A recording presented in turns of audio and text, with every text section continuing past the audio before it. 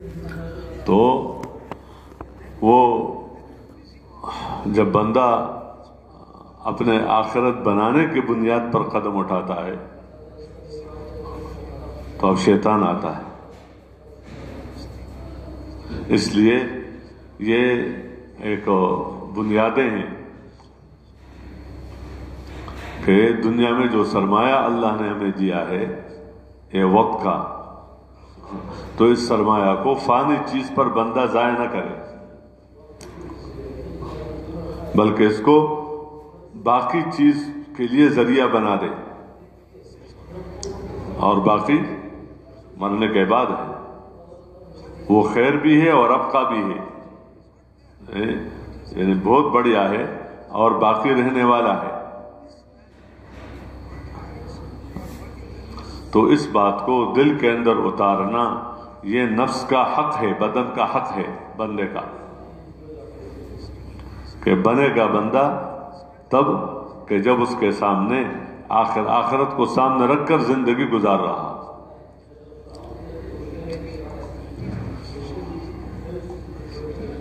جب آخرت کو سامنے رکھ کر زندگی گزارے گا تو اس کی دنیا بھی بنے گی، آخرت بھی بنے گی. دنیا بھی یعنی ایسی بات نہیں ہے کہ دنیا بنانے کے لیے اور محنت ہے اور آخرت بنانے کے لیے اور محنت ہے. ہم نے تو تقسیم کیا ہے عام طور پر بعض کہ ہم تو دنیا دار لوگ ہیں، یہ تو یہ اچھے لوگ ہیں، یہ جو نیک لوگ ہیں، بس ان کی دعائیں ہمیں چاہیے. یا مثلا ایسے تقسیم کیا ہے کہ یہ سمجھا جاتا ہے کہ آخرت جو بناتے ہیں وہ دنیا کا کوئی کام نہیں کرے گا، تو تب اس کی کیا بنے گی؟ یعنی آخرت کا بنانے والا دنیا کے کاموں میں نہیں لگے گا. بعض کے ذہنوں میں یہ تقسیم ہے. حالانکہ جس عمل سے آخرت بنتی ہے اسی سے بندے کی دنیا بھی بنتی ہے، کوئی دونوں کام الگ الگ نہیں ہے. اور جس عمل سے آخرت بگڑتی ہے اس سے دنیا بھی بگڑتی ہے. اس کو بندہ بچا نہیں سکتا، یہ ادھر یہ ادھر. اس لیے آپ دیکھیں نیک اعمال پر جو وعدے ہیں وہ دنیا میں بھی ہے اور مرنے کے بعد بھی ہے.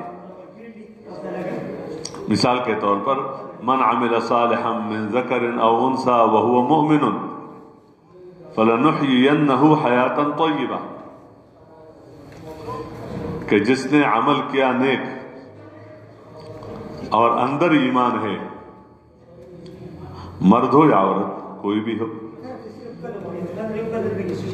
تو اللہ ضرور بالضرور اس دنیا میں اس کو پاکیزہ زندگی دیں گے. یہ اسی دنیا میں.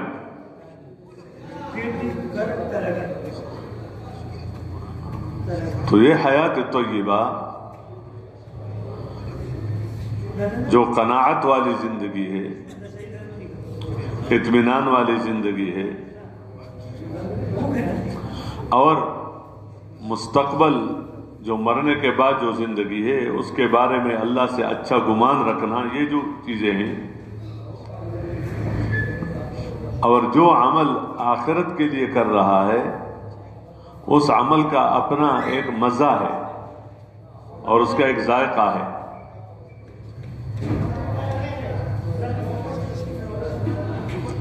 جس طرح بندہ چیزیں اچھی چیزیں کھا رہا ہے، مزہ لے رہا ہے، ہر چیز کا اپنا مزہ ہے. جب پیاس لگی ہوئی ہے اور کوئی شربت پیش کر لے تو وہ اس سے مزہ لے کر پیتا ہے. بھوک لگی ہوئی ہے، کھانا پیش کر لیا تو مزے سے کھا رہا ہے اور اپنا ضرورت پورا کر رہا ہے چیزوں سے. ہاں بھوک ہی نہیں لگی تو اس کے سامنے اچھے سے اچھا کھانا پیش کر لو، وہ نہیں کھائے گا. اور اگر زبردستی کھا بھی لے تو وہ مزہ نہیں، وہ تو بیماری کا ذریعہ بنتا ہے. تو جس طرح چیزوں میں یہ اثرات ہیں، ذائقے ہیں، کھانے کی پینے کی چیزوں میں، اگر بند دیکھو اس میں وہ مزہ نہیں آتا تو کہتے بیمار ہے. جیسے بخار والا آدمی، وہ کہتے جو بھی کھا لو جیسے مٹی کھا لیتا ہوں، اچھے سے اچھا کھانا کھلاؤ، لیکن وہ کہتے نہیں چاہیے، تھوکتا ہے. اور اس کو یعنی ایسا محسوس کر رہا ہے جیسے کوئی دوائی ہے کڑوی. تو اب یہ اس کھانے میں تو کوئی نقصان نہیں ہے، اگر دوسرا جو صحت مند ہے وہ کھا لیتا ہے اس کو مزہ آتا ہے، اور اس کو اس کے ذائقہ کا پتہ چلتا ہے. لیکن اس کے اندر بیماری ہے تو اس بیماری کی وجہ سے اس کو اس کا کوئی پتہ ہی نہیں چلتا. تو اعمال کا اپنا مزہ ہے، اور یہ مزہ چیزوں کے مزے سے کہیں زیادہ ہے. اللہ کی نسبت سے جب بندہ بھوک برداشت کرتا ہے تو اس حکم کے پورا کرنے میں جو مزہ ہے وہ اس حکم کو توڑ کر کھانا کھانے میں نہیں ہے. ایک بندہ اس نے روزہ رکھ لیا اور اس نے اپنے آپ کو روکے رکھا، لیکن حکم پورا کر رہا ہے، تو ظاہراً بھوک ہے، پیاس ہے، اپنے خواہش کے خلاف ہے، اسباب موجود ہیں، لیکن یہ اس حکم کو پورا کر رہا ہے. تو کھانا کھانے میں جو مزہ ہوتا ہے اس سے کہیں زیادہ اللہ اس کو دے دیتا ہے. اللہ کی نسبت سے بھوک ہے، اللہ کی نسبت سے پیاس ہے، اللہ کی نسبت سے تھکاوٹ ہے، اللہ کی نسبت سے جو ہے تو اس کا اپنا ایک ذائقہ ہوتا ہے. اور جو لوگ حکم کے خلاف اب کھانا کھا رہا ہے تو اس کا کیا مزہ؟ ظاہری طور پر ایک دھوکہ ہے. اس لیے ایک نیک آدمی جو دیندار ہو اس کے سامنے اس کو جو بھی کرو کہ نہیں، میں پاگل تھوڑا ہوں کہ میں کھاؤں ابھی پیوں، حکم ہے. تو اللہ پاک یہ مزے والی زندگی دے دیتا ہے کہ تو ایسی زندگی ہے کہ اگر کھانا کھا رہا ہے موجود ہے حکم، اس میں بھی مزہ. اور اگر کسی وجہ سے ایسا وقتی طور پر کوئی عارض آ گیا کہ کھانے کے لیے نہیں مل رہا ہے تو اس میں بھی مزہ. فقیر فقر میں مزے سے ہوتا ہے، فقیر فقر میں مزے سے، اور مالدار مالداری میں مزے سے ہے، بیمار اپنی بیماری میں، اور صحت مند اپنی صحت میں. اس لیے کہ بیماری ہے تو بیماری میں یہ اس کا اللہ کے ساتھ تعلق ہے، وہ محبت کا مزہ ہوتا ہے اندر. والذین آمنوا اشد حبا للہ، کہ مومنوں کے دلوں کے اندر اللہ کے ساتھ تعلق سب سے زیادہ. جو مشرک ہے وہ اپنے بتوں کے ساتھ ایسا جیسے اللہ سے محبت کرتے ہیں، یحبونہم کحب اللہ، لیکن ان کا حال تو یہ ہوتا ہے کہ جب پھنس جاتے ہیں تو پھر بھول جاتے ہیں، کہتے ہیں اللہ تو ہی ہے. اس میں کبھی پکارتا ہے کبھی نہیں. اور مومن وہ تو ہر حال میں کیا کہتا ہے؟ اللہ تو ہی ہے. تو آج ہمارا جو معاملہ ہے واللہ عالم بالصواب، جو وعدے اللہ نے اور اللہ کے رسول صلی اللہ علیہ وسلم نے اس ایمان اور اعمال والی زندگی پر اللہ نے جو وعدے کیے ہیں ہمیں وہی چاہیے، لیکن ہمیں وہ نظر آ رہا ہے دنیا کی چیزوں میں. وعدے ہیں عزت کا، وعدے ہیں اطمینان کا، وعدے ہیں محبتوں کا، وعدے ہیں تھوڑے سے میں برکتوں کا وعدہ ہے، یعنی یہ وعدے اللہ نے کیے ہیں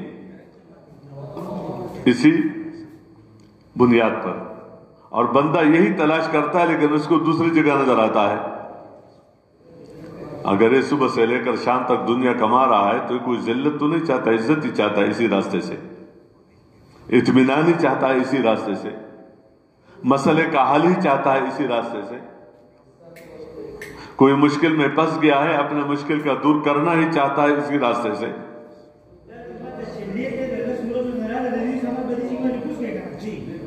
لیکن جب بندے کا یہ ذہن بن جائے کہ ہمیں دنیا میں ایسی زندگی گزارنی ہے کہ جس سے اللہ راضی ہو کر ہماری دنیا بھی بنے آخرت بھی بنے، اور اس کے لیے راستہ کیا ہے؟ راستہ ہے کہ آخرت کا اقرار کرو۔ اقرار کرنے کا مطلب یہ ہے کہ دیکھو وہ لوگ جو کافر ہیں، مشرک ہیں، کافر ہیں، انکار کرتے ہیں مرنے کے بعد والی زندگی سے، یا مثلا وہ کہتے ہیں کہ انکار تو نہیں کرتے جنت اور جہنم سے، لیکن اس سے انکار کرتے ہیں کہ حضور صلی اللہ علیہ وسلم کی بعثت پر ایمان لانا ضروری نہیں، یا جو بھی ایمانیات میں سے ان میں سے بعض چیزوں کو دائیں بائیں کرتا ہے، نہیں مانتا۔ تو جب یہ لوگ اپنے آنکھوں سے دیکھیں گے وہاں مرنے کے بعد، بلکہ مرتے ہی مرنے کے وقت جب نظر آ جائے گا، تو کتنی جگہ اس کا تذکرہ ہے کہ جب موت کا وقت آ جاتے ہیں تو اس وقت یہ کہتا ہے ابھی چھوڑ دو، بس کچھ موقع دو۔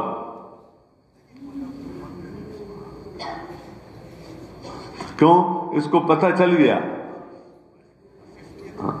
کہ یہ واقعی حق ہے، یہ مرنے کے بعد یہ جو وعدہ ہے، اس لیے پھر یہ کہتے ہیں ابصرنا و سمعنا، یا اللہ اپنے آنکھوں سے دیکھ لیا، وہ جو بتایا جا رہا تھا کہ آخرت ہے، جنت ہے، جہنم ہے، تو وہ ہم نے اپنے آنکھوں سے دیکھ لیا اور اپنے کانوں سے سن لیا۔ ابھی یہاں پر یہ جہنموں کی چیخ و پکار، یہ سب کچھ اور جو کہا جا رہا تھا وہ گویا یہ اپنے کانوں سے سن لیا۔ تو اب ہمیں واپس کر دیجئے، فرجعنا نعمل صالحا انا موقنون، تاکہ ہم آخرت کی تیاری کر کے آ جائیں۔ کیوں؟ ہمیں یقین آ گیا کہ بات سچ ہے۔ تو جس چیز پر مرنے کے بعد ایک کافر یقین کر کے اپنے عمل کو بڑھیا سے بڑھیا بنانے کی تمنا کرتا ہے اور اللہ سے مانگتا ہے، اس چیز پر مومن مرنے سے پہلے یقین کر کے اس کو سامنے رکھ کر اپنی زندگی کے ترتیب کو بناتا ہے۔ کیوں؟ اس وجہ سے اس کا وہاں کہہ دینا وہ بھی وہاں اپنے مشاہدے کی بنیاد پر ہے کہ اپنے آنکھوں سے دیکھ لیا تو مان لیا، لیکن جب ایک جگہ ہے کہ جب یہ واپس اگر بھیج بھی دیا جائے تو یہ پھر وہی کریں گے جو پہلے کرتے رہے۔ کیوں؟ یہ پھر غائب ہو جائے گا ان کے سامنے سے۔ بندہ کمزور ہے، بعض وقت کسی حال میں پھنس جاتا ہے، اللہ اپنی طرف متوجہ کرنے کے لیے مختلف طریقوں سے بندے کو بلاتا ہے، کبھی نعمت دے کر، کبھی نعمت لے کر، کبھی کچھ تاکہ یہ بندہ میرے ساتھ اس کا تعلق ہو اور قرب ہو۔ تو ہم دیکھتے ہیں، ہم سب اس حالات سے گزرتے ہیں، جب پھنس جاتا ہے کبھی تو کہتے ہیں بس آئندہ خیال رکھوں گا، لیکن یوں کروں گا، اللہ اس دفعہ بس میرے لیے۔ اچھا جب ہو جاتا ہے پھر بھول جاتا ہے، اسی دنیا میں بھول جاتا ہے بندہ، وہ جو وعدے اور جو نیت ہے اور جو وہ سب پھر بھول جاتا ہے۔ کیوں؟ کہ اس وقت وہ حال تھا تو اس وقت متاثر تھا، حال ختم ہو گیا تو اس کے ارادے بھی ختم ہو گئے، نیتیں بھی ختم ہو گئی، کیونکہ وہ اس تکلیف سے متاثر ہو کر چیخ رہا ہے، یعنی اس کے پیچھے کوئی بنیاد نہیں ہے، اس وقتی طور پر جو تکلیف ہے اسی کی وجہ سے پریشان ہے، اسی کی وجہ سے کر رہا ہے۔ جب وہ ختم ہو جائے تو پھر کیا ہے؟ پھر وہی شروع کر لیتا ہے. اس لیے اللہ ہم سب کو توفیق دے کہ ایک مجموعہ ایسا ہو، بلکہ سب مسلمان مرد اور عورت کہ جن کے سامنے یہی ہو کہ ہم نے اپنے دنیا میں اپنی آخرت بنانی، اور وہ تب ہو سکتا ہے کہ جب مرنے کے بعد والی زندگی پر کیا ہو؟ یقین ہو. اور یقین جس طرح بندہ اپنا آنکھوں سے کسی چیز کو دیکھ رہا ہے تو کہتے ہیں ہاں یہ وہ چیز ہے، یہی ہے. اس طرح جو اللہ اور اللہ کے رسول صلی اللہ علیہ وسلم نے بتایا ہے بندہ اس کو حق جانے بس. اور اس کی علامت یہ ہے کہ بندہ اس کے تیاری میں لگ جائے. مثلا بندہ کہتے جنت مانتا ہوں، ایک درجہ ہے، اور جہنم بھی مانتا ہوں، یہ بھی ایک درجہ ہے جس سے بندہ کفر سے نکل جاتا ہے. لیکن ماننا یہ ہے، جنت کا ماننا یہ ہے اور جہنم کا ماننا یہ ہے کہ بندہ اس عمل پر پڑ جائے جو عمل جہنم سے بچنے کا ہو اور جنت میں جانے کا ہو. یہی ہے اللہ کی امیدیں اور اللہ کا خوف. کہ اللہ سے امیدیں ہیں تو امیدیں کیا مطلب؟ کہ اچھے عمل کر کے اللہ سے امیدیں باندھو.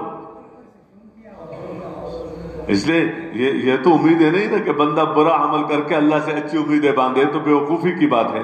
حدیث پاک میں ہے، اسی جملے کے ساتھ ہے والعاجز من اتبع نفسه هواها وتمنى على الله الاماني، کہ بیوقوف انسان وہ ہے کہ زندگی خواہش کے مطابق گزارتا ہے اور کہتے اللہ رحیم ہے کریم ہے، اللہ سے امیدیں باندھتا ہے. غلط زندگی گزار کر اللہ سے امیدیں باندھنا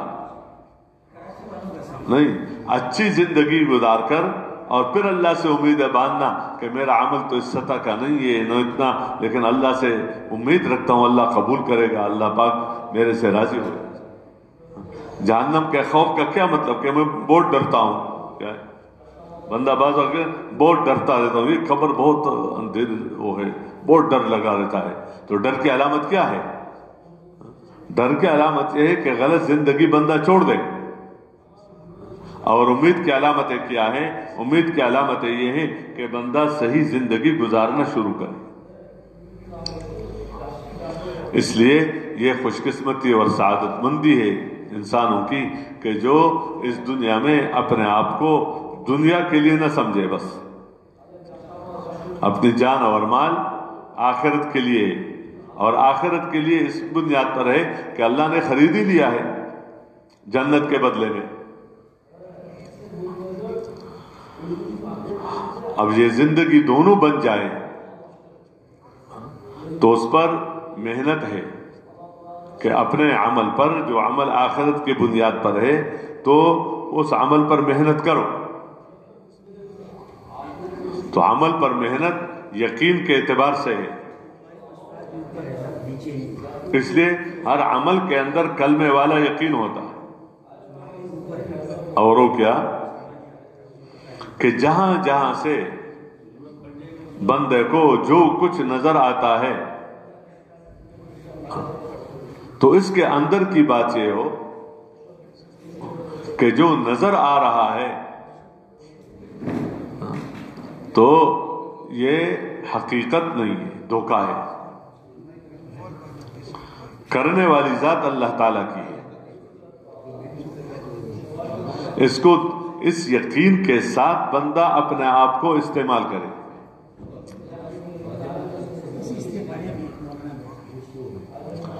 کہ جتنے بھی مخلوق ہے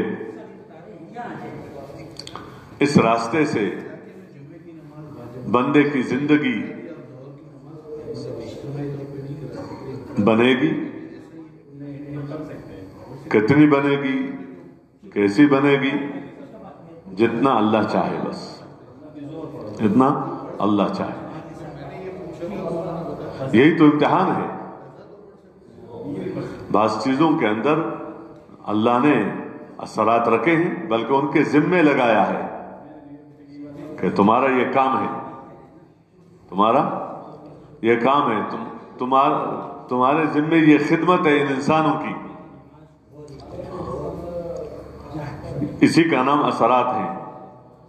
پانی نعمت ہے، اللہ نے اس کے اندر یہ رکھا ہے کہ جب پانی بندہ پی لیتا ہے پیاس میں، تو یہ پانی کو لگایا ہے اس کام پر، کھانے کو لگایا ہے اسی کام پر کہ جو بھی کھائے گا اس کا پیٹ بھر جائے گا،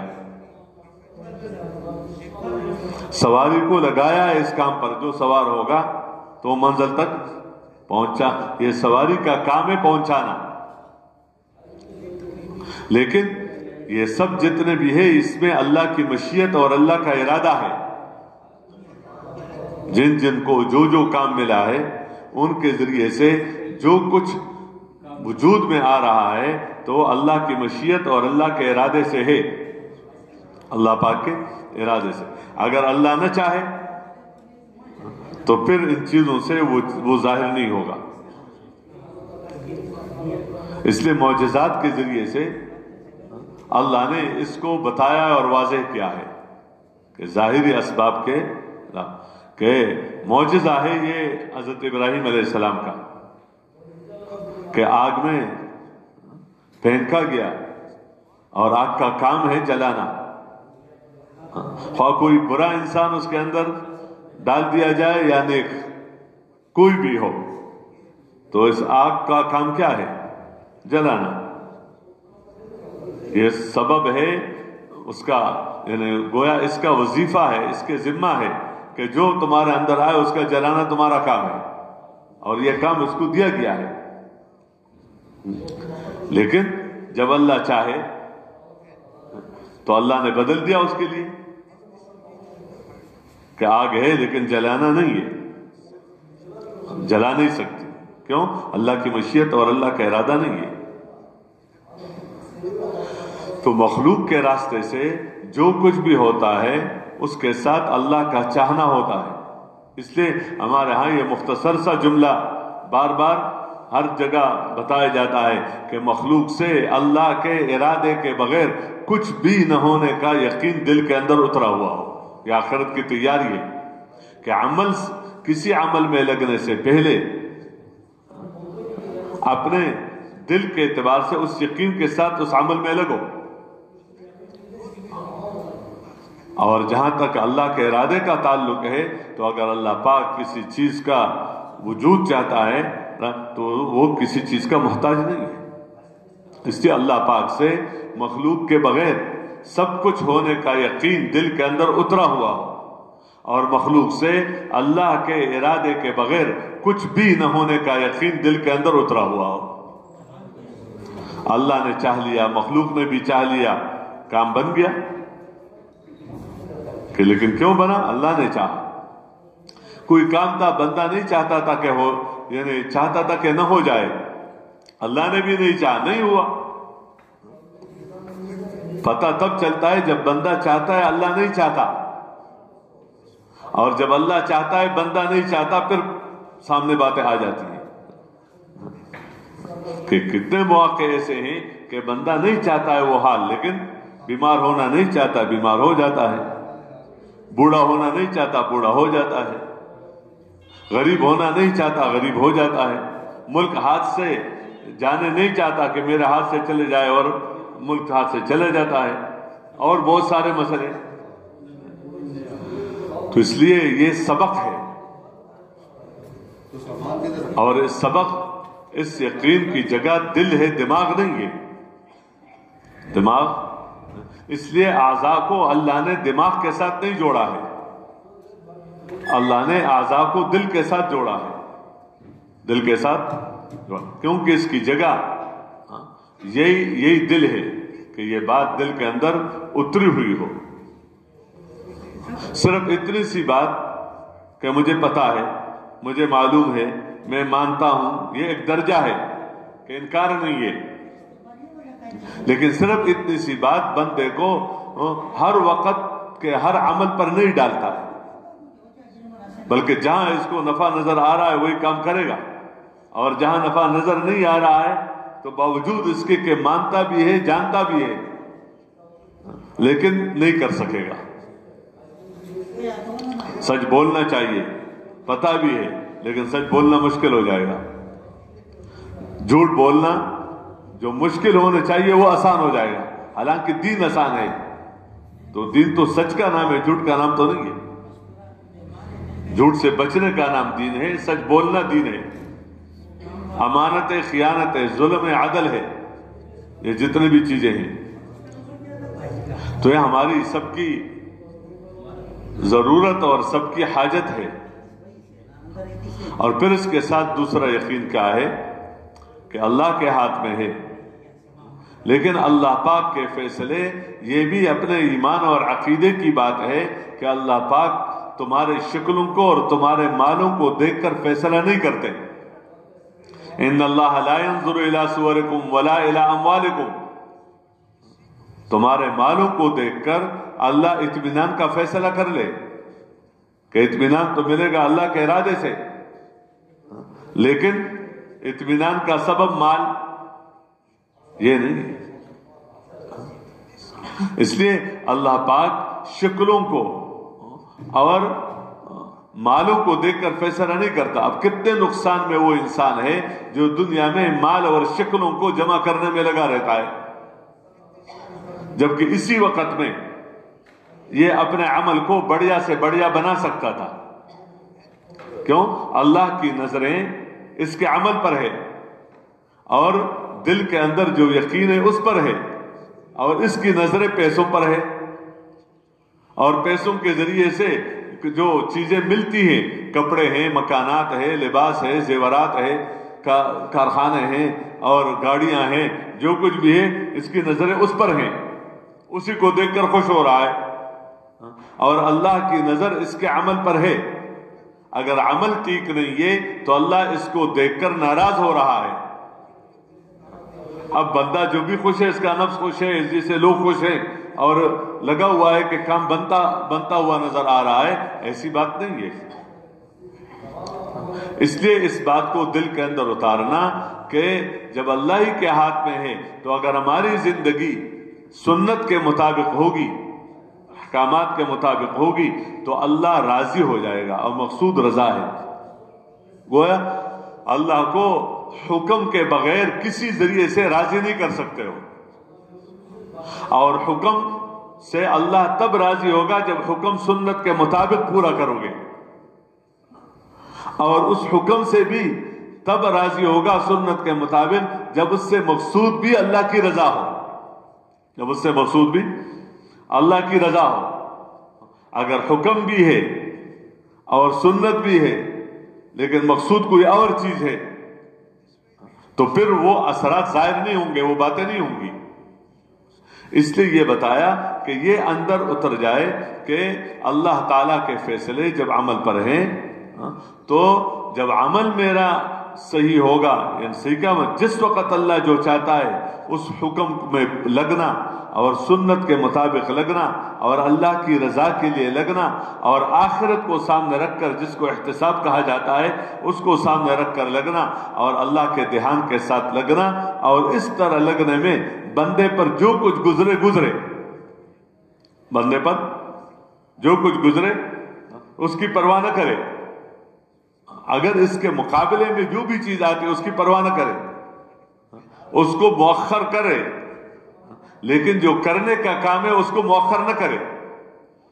تو کرنے کا کام ہے اس کو مؤخر نہ کرے. جب بندہ اس طرح زندگی گزارنا سیکھ لیتا ہے تو اس کی زندگی آخرت کی بنیاد پر پڑ جاتی ہے. کیوں؟ کہ یہ اس میں لگا ہوا ہے، صحیح کلمے والے یقین کے ساتھ لگا ہوا ہے، اور حضور صلی اللہ علیہ وسلم والے طریقے کے ساتھ لگا ہوا ہے، اس حکم کو طریقے سے پورا کر رہا ہے، اور اس عمل پر یہ محنت کر رہا ہے جذبے کے اعتبار سے کہ اس عمل سے اس کا جذبہ سوائے اللہ کی رضا کے اور آخرت کے کوئی بھی نہیں ہے. اور اسی عمل پر اس نے محنت کر لیا دھیان کے اعتبار سے کہ جب یہ اللہ کے حکم کو پورا کر رہا ہے تو اللہ سے غافل بن کر اس حکم کو پورا نہیں کرتا، بل اللہ کی طرف متوجہ ہو کر پورا کرتا ہے. اور جب کرنے کا کام ہے تو جو بھی گزرے وہی کرنا ہے، جو نہیں کرنے کا کام ہے اس سے اپنے آپ کو بچانا ہے. جب یہ زندگی دعوت کے ذریعے سے، تعلیم کے ذریعے سے، اذکار کے ذریعے سے یہ زندگی ملتی ہے اور یہ جمع ہو جاتی ہے عبادت میں، اس لیے دعوت ہے، تعلیم ہے، ذکر ہے، اس کے ساتھ عبادت ہے. گویا عبادت سے پہلے ذکر ہے،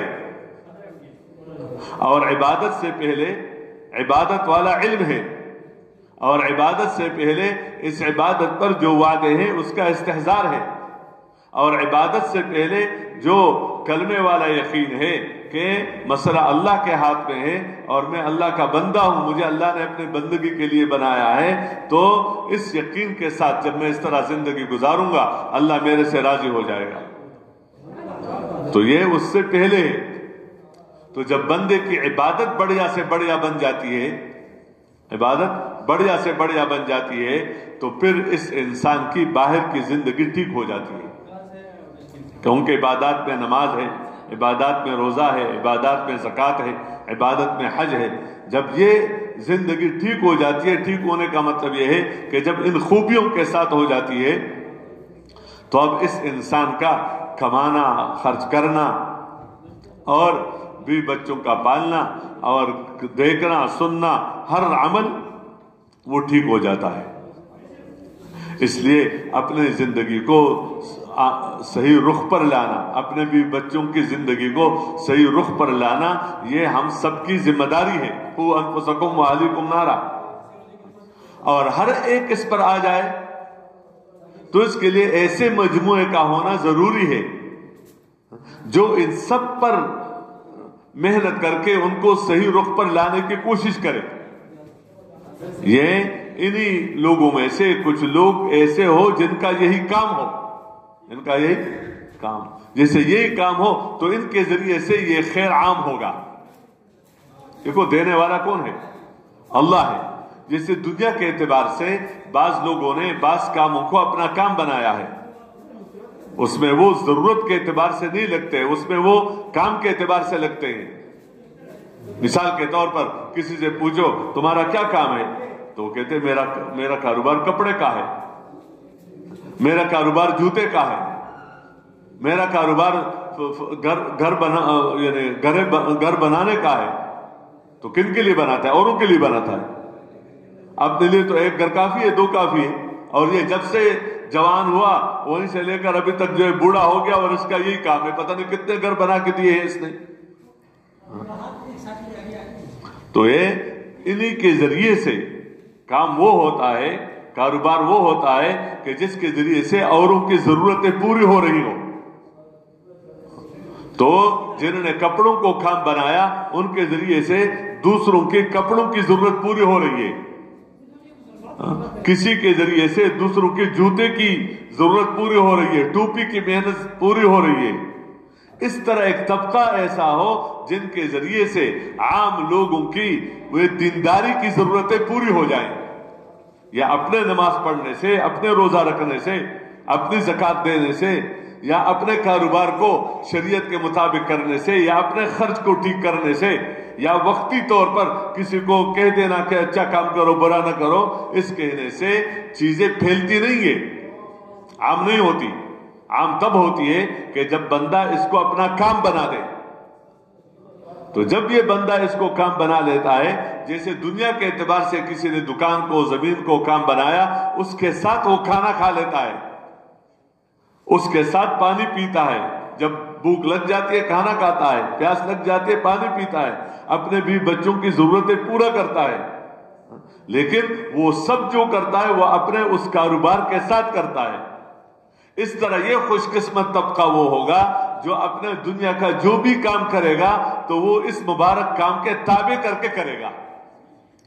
ایک تو ہے نا وقتی طور پر وقت لگ گیا، اس سے زندگی بدل گئی، ٹھیک ہے، شکر ہے، اب اپنی زندگی صحیح گزار رہا ہے یا محنت کر رہا ہے کسی نہ کسی درجے میں. اور ایک یہ ہے کہ ایسا طبقہ وجود میں آ جائے جو طبقہ اس کو اپنا اس طرح کام بنے کہ اپنی تجارتوں کو اور اپنی زراعتوں کو اور اپنے کاروباروں کو اس مبارک کام کے تابع بن کر کرے، اور اس میں جو بھی مشقتیں آئے اس کو خوشی خوشی سے برداشت کرے. یہ حضرات صحابہ کرام کا یہی مجموعہ تھا. اگر وہ اپنی دنیا بنانا چاہتے تو کیا وہ دنیا نہیں بنا سکتے؟ انہیں کمانا نہیں آتا تھا، یا انہیں گھر بنانا نہیں آتا تھا، یا انہیں دنیا کی زندگی کو اونچے معیار پر لانا نہیں آتا تھا؟ وہ سب کچھ ان کو آتا تھا، وہ اسی معاشرے کے لوگ تھے. لیکن وہ عقل مند تھے، انہوں نے سمجھا کہ دیکھو یہی سرمایہ ہمارے پاس، اب اس کے ذریعے سے چاہے یہ خرید لو چاہے یہ خرید لو، آخرت خریدو یا ایک دنیا خرید لو۔ اس لیے جب انہوں نے اس کو اپنا کام بنا کر، تو اسی کے اعتبار سے جو بھی حالات آگے ان حالات کو انہوں نے برداشت کیا، صبر کیا۔ اور گھر میں مستورات نے بھی اسی کو اپنا کام بنا کر، اس لیے کسی نے کسی کو پریشان نہیں کیا۔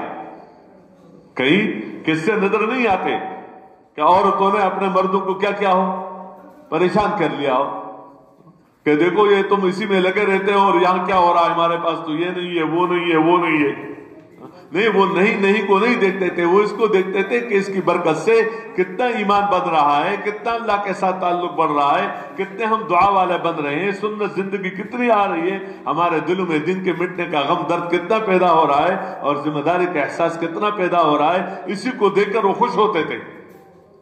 بہرحال اللہ ہمیں سب کو اس کے لیے قبول کر لے۔